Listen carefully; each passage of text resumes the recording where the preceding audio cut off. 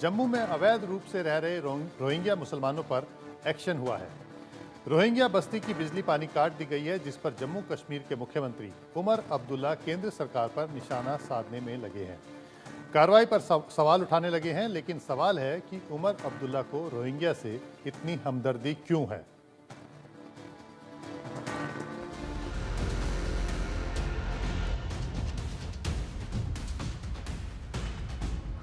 Rohingya को कभी भी स्वीकार नहीं किया जाएगा। मैं आज फिर से गवर्नमेंट ऑफ इंडिया ये बताए कि इनके साथ करना क्या है। जब तक वो यहाँ पे हैं तब तक तो उनका थोड़ा बहुत तो देखभाल आपको करना होगा। रोहिंग्या मुसलमानों को लेकर लड़ाई यूं तो पुरानी है, लेकिन सियासी तलवारें तब खिंच गईं जब जम्मू में रोहिंग्याओं के हिमायतियों पर बड़ा एक्शन हुआ। जम्मू पुलिस ने उन मकान मालिकों के खिलाफ एफआईआर दर्ज की जिन्होंने पुलिस को सूचित किए बगैर रोहिंग्याओं को अपने घर किराए पर दिए थे। बताया जा रहा है कि खुफिया एजेंसियों की रिपोर्ट के बाद ये कार्रवाई की गई। इतना ही नहीं, जम्मू में अवैध रूप से रह रहे रोहिंग्या मुसलमानों की बस्ती की बिजली पानी भी काट दी गई। 400 से अधिक रोहिंग्या परिवारों के खिलाफ कार्रवाई की गई। दरअसल प्रशासन सख्त इसलिए हुआ क्योंकि पिछले कुछ समय में जो क्रिमिनल एक्टिविटीज में जो शामिल हुए हैं रोहिंग्याज, जो उनकी चीजें सामने आई, तो उसके बाद ये जो है फैसला लिया गया। तमाम इलाका मैं आपको बताने की कोशिश करता हूँ। इस घर के भीतर अगर आप देखेंगे तो आप देखेंगे कि यहाँ पर इस वक्त अंधकार है, अंधेरा है, और इसी तरह से इन झुग्गियों में जिन जगहों पे ये रहते थे, जिन बस्तियों में इनको कॉलोनीज जो है इन्होंने डेवलप की थी, उन लोगों पर एफआईआर्स हुई और उसके बाद कार्रवाई ये हुई कि ये तमाम जो इलाके थे यहाँ पर बिजली पानी को बंद किया गया, क्योंकि ये सारी जो सप्लाई थी वो इलीगल थी। और दूसरा, उन लोगों ने जिन लोगों ने इनको रहने के लिए जगह दी थी उन पर भी जो है वो कार्रवाइयाँ हुई हैं। रोहिंग्याओं और उनके मददगारों पर कार्रवाई का हड्डर चला, हुक्का पानी बंद कर दिया गया, लेकिन इस एक्शन से जम्मू कश्मीर के सीएम की टेंशन बढ़ गई। उमर अब्दुल्ला बेफर पड़े। जिन रोहिंग्याओं पर आतंकवाद फैलाने जैसे गंभीर आरोप लगे, जिन पर आतंकियों को पनाह देने के आरोप लगे, उन्हें मानवीय संकट से जोड़ने लगे। को लेके एक ह्यूमैनिटेरियन इशू है। मरकजी हुकूमत ये तय करे कि उनके लिए करना क्या है।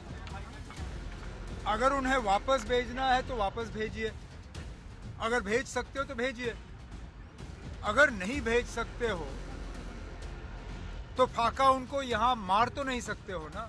हमने उनको यहाँ लाके बसाया नहीं, उनको लाया गया, यहाँ बसाया गया। अब सवाल ये है कि रोहिंग्याओं को बसाया किसने उन्हें दाना पानी दिया, कौन उनका मददगार बना? क्योंकि रोहिंग्या 90 के दशक में म्यांमार से भागकर अवैध रूप से भारत में आए थे और दिल्ली, जम्मू कश्मीर समेत देश के कई हिस्सों में फैल गए। ये वही समय था जब घाटी में आतंकवाद चरम पर था।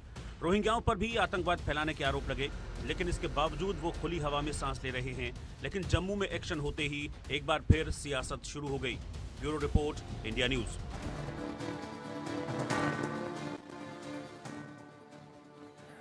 रोहिंग्या कौन है जिनके हमदर्द उमर अब्दुल्ला बन रहे हैं, और क्यों ये म्यांमार से भागकर भारत आए और इन पर आतंकवाद फैलाने के आरोप लगते हैं, तो इसको भी समझना जरूरी है। रोहिंग्या खुद को म्यांमार के रखाइन राज्य का निवासी मानते हैं, लेकिन म्यांमार ज़्यादातर रोहिंग्या को बांग्लादेशी घुसपैठिया कहता रहा है। म्यांमार रोहिंग्याओं पर आतंकवाद फैलाने का आरोप लगाता है और उसका कहना है कि रोहिंग्या असल में बांग्लादेशी किसानों की एक कौम है। साल 2012 में म्यांमार के रखाइन राज्य में सांप्रदायिक हिंसा भड़की और सैकड़ों की तादाद में रोहिंग्या मुसलमानों की हत्या कर दी गई। जान बचाने के लिए बड़े पैमाने पर रोहिंग्या मुसलमानों का सीमा से सटे देशों में पलायन शुरू हुआ।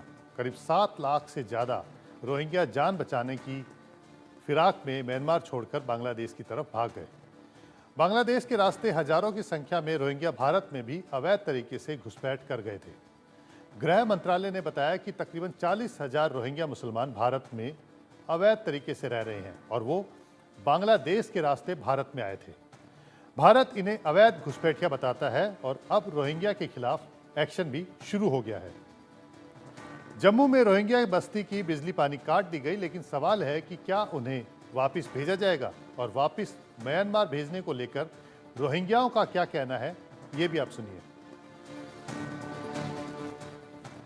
आपका भी बिजली बंद है? जी जी बंद है। बंद है। तो कितने सालों से आप रह रहे हैं?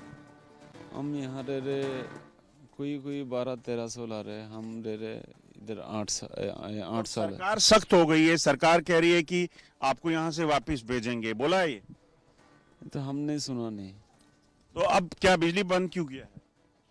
बिजली तो पहले था, लेकिन अभी क्यों बंद कर दिया वो हमको पता नहीं। तो वापस आप जाना सोच रहे हो अपने देश जाने का? वो तो हम सोचते हैं हम कभी भी जा सकते देश में। बच्चे वगैरह जो छोटे हैं, इनकी पढ़ाई तो नहीं होती होगी, तो फिर क्या करते हैं?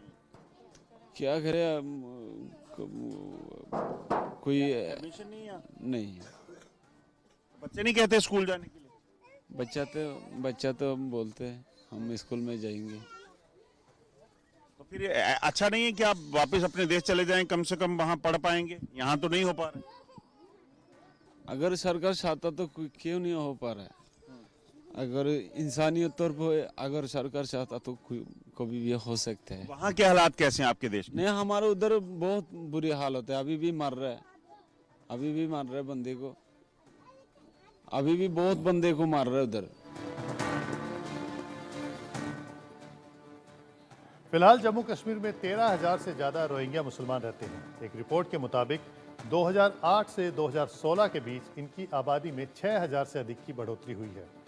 जनवरी 2017 की बात की जाए तो उस समय अकेले जम्मू और सांबा जिलों में तकरीबन 6,000 से अधिक रोहिंग्या रहते थे। अब इनकी संख्या और भी बढ़ चुकी है। कुछ रोहिंग्या सफाई कर्मचारी का काम करते हैं, जो थोड़ा पढ़े लिखे हैं। वो किसी दुकान पर सहायक के तौर पर लगे हैं। रोहिंग्याओं पर अपराध के कई आरोप भी लगते रहे हैं और यही वजह है कि जम्मू प्रशासन ने इनके खिलाफ कार्रवाई भी की। लेकिन नेशनल कॉन्फ्रेंस और पीडीपी जैसी पार्टियों को ये रास नहीं आ रहा। उन्होंने कार्रवाई पर सवाल उठाने शुरू कर दिए हैं। वो गवर्नमेंट ऑफ इंडिया ने यहाँ पे रेफ्यूजीज भेजे हैं, हमने नहीं लाया, उन्होंने यहाँ बसाया है। और हमारा फर्ज है, जब तक वो यहाँ हमारे पास हैं, रेफ्यूजीज हैं, उनको पार्टी में बिजली देनी चाहिए। ये रोहिंग्याज का एक इशू है गवर्नमेंट ऑफ इंडिया के पास। सरकार उस पर क्या फैसला लेगी तो आगे चल के पता चलेगा।